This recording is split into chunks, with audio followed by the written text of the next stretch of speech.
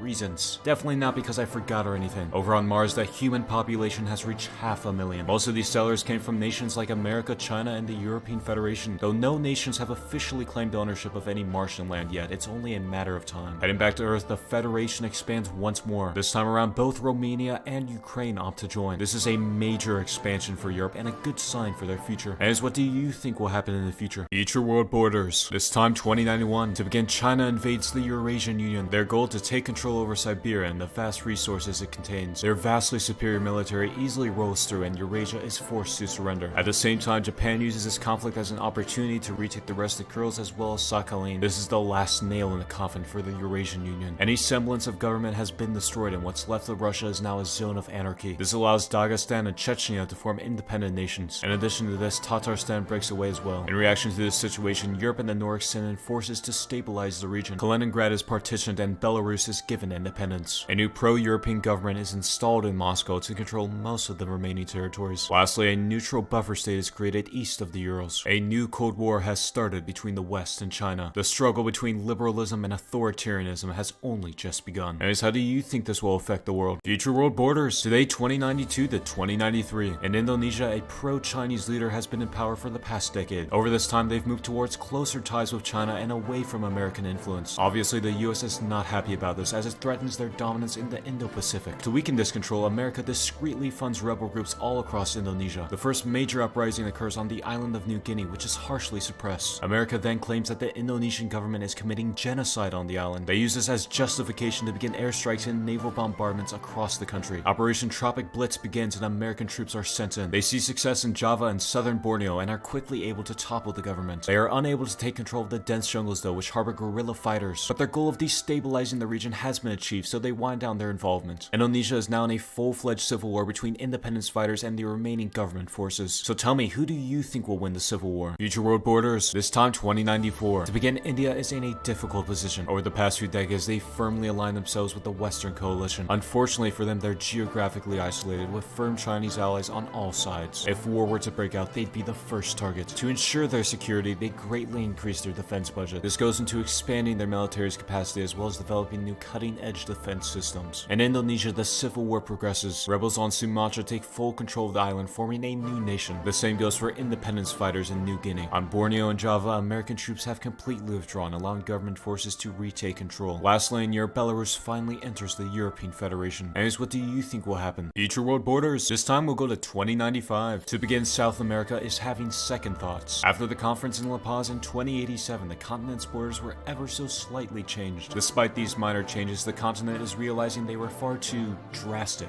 So to combat this, their borders returned to how they were before the conference. Classic South America. In Indonesia, the civil war concludes. Government forces have squashed all remaining rebels and order has returned. What's left of Indonesia is now a staunch Chinese ally with hopes of retaking their lost land. But before they can do so, both of the Papuas agree to unify. In the end, the civil war accomplished little other than unnecessary human suffering. So tell me, what do you think the future will bring? Future world borders. This time 2096. To start, global warming has taken its toll on the Pacific. Despite the world's transition to renewables, the impacts of global warming are still being felt. This can be most clearly seen in the Pacific, where many nations have been submerged. Nations like Micronesia and the Marshall Islands have disappeared. Others like Tuvalu and Kiribati follow suit as well. Even little Nauru succumbs to the wrath of the seas. Fortunately though, most of these nations' people managed to flee beforehand. Most arrived at places like Australia and New Zealand. Over in Africa, the East African Federation expands. After years of negotiations, Katanga and the DRC formally enter the Federation. The now Central African Federation is the dominant African power both politically and economically. So what do you think will happen in the future? Future world borders. This time we're heading to 2097. To start off, Europe unites once again. After 2 decades apart, Italy rejoins the Federation. Throughout that time, Europe's economy grew massively, making reintegration very appealing. That's not all though, the Iberian nations of Portugal and Spain reunify as well. And most importantly of all, even Andorra has deemed the Federation worthy of their reintegration. Europe's back on top and its economy continues to expand. Over in South Asia, there's bad news for Pakistan. The region of Balochistan rises up in rebellion and gains control over the region. Their success in gaining sovereignty is a bit strange though, as Pakistan's military is nothing to scoff at. Perhaps someone was supplying them with weapons for whatever reason. So tell me, what do you think will happen in the future? Future world borders. This time 2098. To start off, major news coming from Europe. After centuries of neutrality, Switzerland decides to join the European Federation. Nah, I'm just kidding, that's never gonna happen. In real news, Bulgaria and Croatia Russia joined the Federation. And greatest of all, Liechtenstein finally opts to join in as well. Over in South Asia, the Pakistani crisis continues. After Balochistan's successful exit, the nation has started to divide into factions. Most notably, the Pashtun people occupying the nation's northwest are growing in unrest. On top of this, India continues to fund insurgent groups inside the nation. The fate of Pakistan seems to have been written, and it's only a matter of time until they collapse. So what do you think will happen next? Future world borders. Today, 2099. To start off, Pakistan completely collapses. The political turmoil that followed Balochistan's independence proved too much for them. The country is now divided into 3 separate nations. In the northwest, the majority Pashtun region separate from Pakistan. Soon after, they join with Afghanistan to unite the Pashtun people. In the south, the province of Sindh breaks off as well. What's left of Pakistan is the now former province of Punjab. There's one glaring issue with this decoupling though: nukes. Most of the warheads formerly belonging to Pakistan were transferred to Punjab, but not all. The remaining warheads were located in the Pashtun region. This means that the Taliban is now in possession of nuclear warheads, and these weapons could become operational in only a few years' time. The race to disarm the Taliban has begun. So tell me, what do you think will happen? Future world borders. Today, 2100. I know I said this was where the series would end, but we're gonna keep going. In Tehran, a meeting is held between the Taliban and the world's major nations. The topic at hand is the denuclearization of Afghanistan. Nations like China and the USA offer security guarantees in exchange for their disarmament. Considering how well so-called guarantees have done in the past, they turned down their offer. The summit has failed and Afghanistan continues its nuclear program. In Southeast Asia, Indonesia has rebuilt. Since the end of the Civil War, Indonesia has gradually been rebuilding their forces. Thanks to outside help, their army is once again a formidable fighting force. Due to internal and external pressures, Sumatra is set to have a referendum for reunification with Indonesia in 2101. The outcome of this referendum could make or break stability in the region. Anyways, what do you think will happen?